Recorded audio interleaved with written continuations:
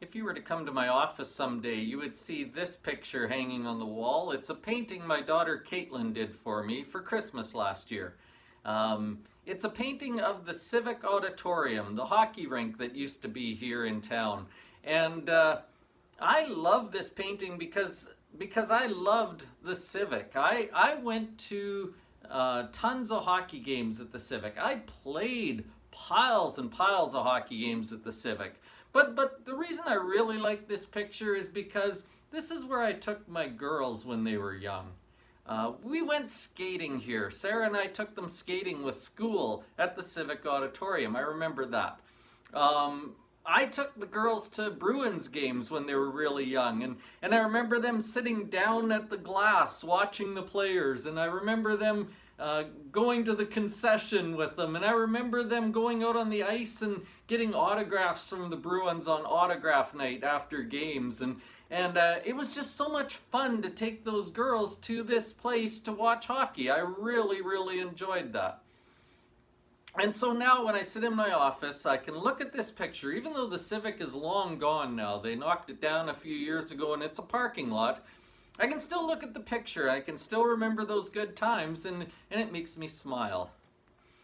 I want to tell you that we need more things like this in our lives. We need more monuments to the positive things and things that remind us of things that were happy and useful. God knew this. He taught it to his people. You may remember back in the Old Testament when God's people were going from Egypt into the Promised Land. They ended up going across the Jordan River, and God parted the Jordan so they could go through. As they were doing that, God tells Joshua, their leader, to have men from each of the 12 tribes to go into the river and pick up a great big rock from the bottom of the riverbed. And they were to take that rock over to the other side with them. When they got to the other side, they were to pile the rocks up in a monument so that it was sitting beside the river. And here's what God says to Joshua. He says, I want you to take these stones to serve as a sign among you. This is Joshua chapter 4 if you want to look it up. I want these stones to serve as a sign among you. In the future, when your children ask you, what do these stones mean? Tell them that the flow of the Jordan was cut off before the Ark of the Covenant of the Lord, and we crossed this river because of him. They were to pile up these stones so that those stones made a monument. And when people looked at the monument, they would remember that God looked after them, parted the waters, and let them go through. And they could tell that story because the monument was there.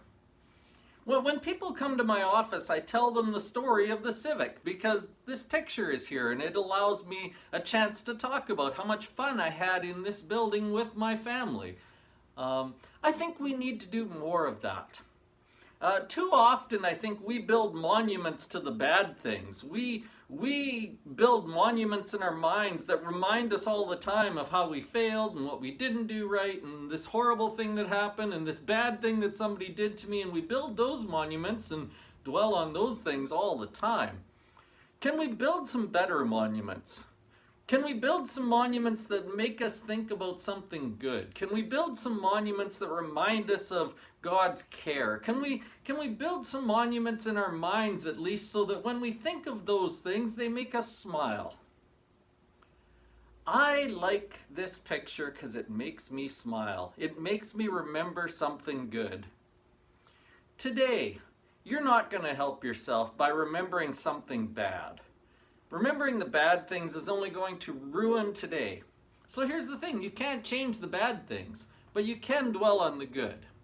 You can think about what was positive, and then you can make today better. We need some good monuments.